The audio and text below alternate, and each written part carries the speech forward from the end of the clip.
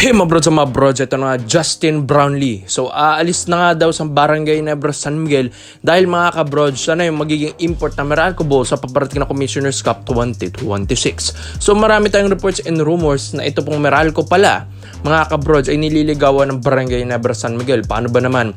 Talagang napaibig na sila kay Justin Brownlee dahil dun sa EASL campaign nila as their import na itong si Justin Brownlee. Talagang mga kabrods, napamangha ang Meralco management, Meralco staff, Meralco coach, mga coaching staff dito kay Justin Brownlee, mga kabrods. Dahil ganito pala kabait itong si JB at ganito pala kagaling ang isang Justin Brownlee. So isa pa dito, nang na-injured ito pong si Rondy Hollis Jefferson dito sa Meralco Bulls.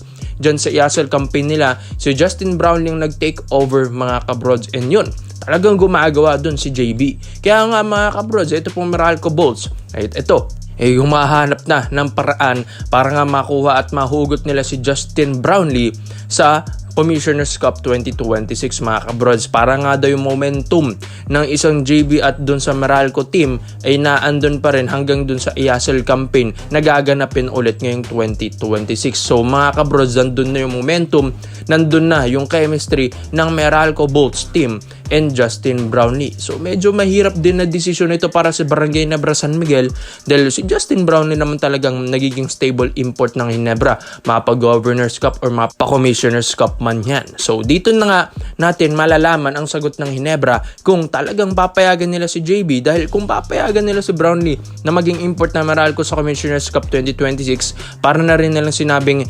iibahin na nila yung import nila ngayong Commissioner's Cup 2026, mga kabrods. Dahil nga sa nangyari sa Barangay Nebra San Miguel na eto, natalo nga sila sa semis against SMB, parang magre-rebuild na rin sila, magbabago na ng players, magbabago ng mga coaching staff, and magbabago na rin pala ng import, mga kabrods. Isang laro, isang tama, isang tsansa, isang sandali, maranasan itong lahat. 1xBet. Saktong-sakto PBA Finals tayo, TNT versus San Miguel Beermen, at dito naman NBA games natin season 2026, mga kabrods. So medyo mahirap na decision ito para sa Ginebra na bitawan si Justin Brownlee, pero kung talagang gustong-gusto ng Meralco Bulls, baka pumayag ng Ginebra dito. Baka nga mag-experiment na rin ng Ginebra na ibang import naman ang gagamitin nila. Malay natin, baka nga mas maging better pang Ginebra pag iba na yung magiging import nila, dahil pag si Brownlee laging import ng Ginebra, lagi silang nakadepende kay JB.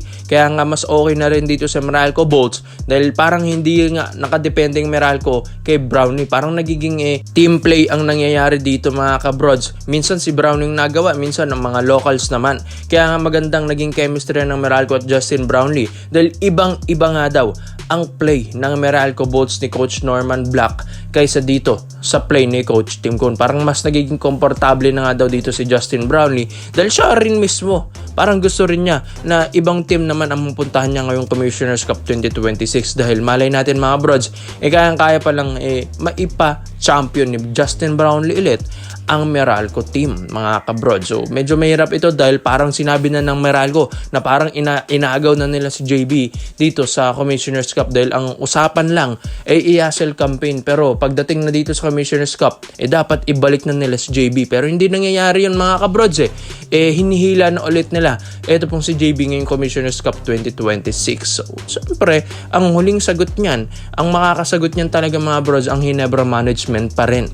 Dahil kung ako man, mga kabrods, ang magde-decide, siguro nga mas okay na bitawan muna kahit saglit etong si JB sa Meralco Bulls. Malay natin mas bagay siya dyan, at malay natin mas bagay na ibang import, mas batang import, mas malaking import na ang kukunin ng Barangay Nebra San Miguel ngayong Commissioner's Cup 2026. Mga 6'10 or 6'11 kunin nila, diba, mga kabrods? Kaya komento mo lang ang opinion mo dito, mga brods. Ito yung Justin Brownlee, babagay ba sa Meralco Bulls?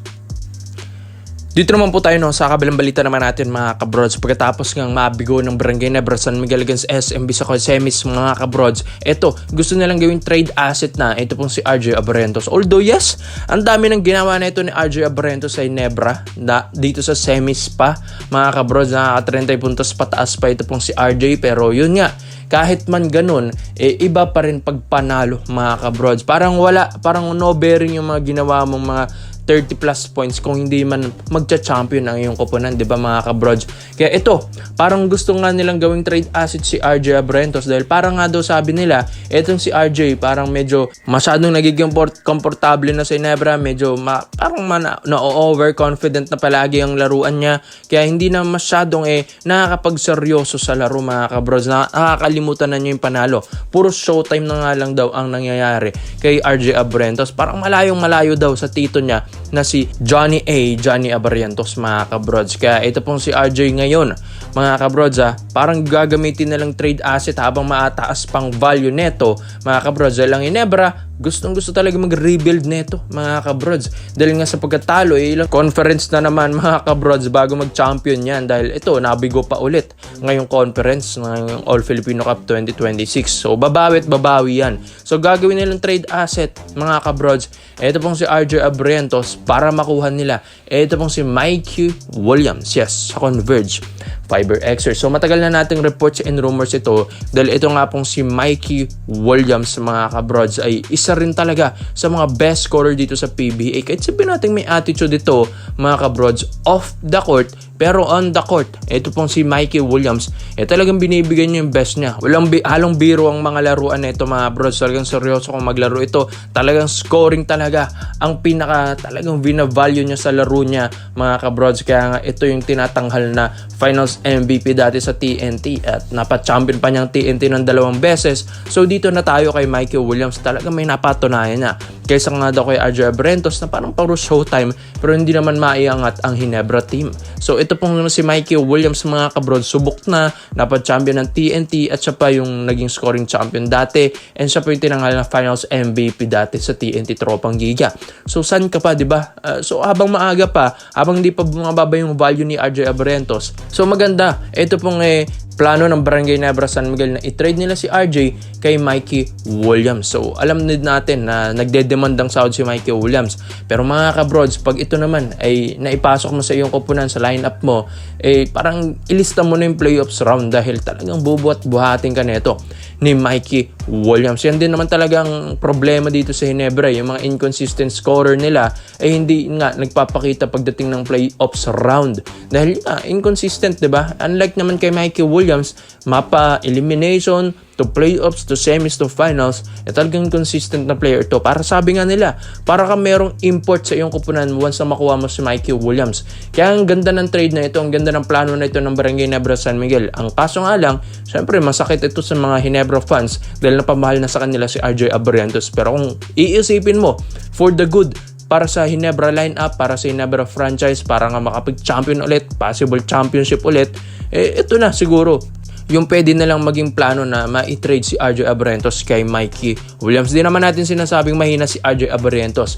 Ang iniisip lang dito ng Ginebra management ay gusto nilang makapag-champion ulit ang Ginebra with a talagang elite scorer na katulad ni Mikey Williams. Kaya komento mo lang ang opinion mo dito mga brods. Sa tingin nyo ba dapat bang i-trade ng Ginebra si RJ Abrentos kay Mikey Williams? Kaya salamat po sa panonood mga brods. This is Phil Basketball Trade Hoops. Yun lang.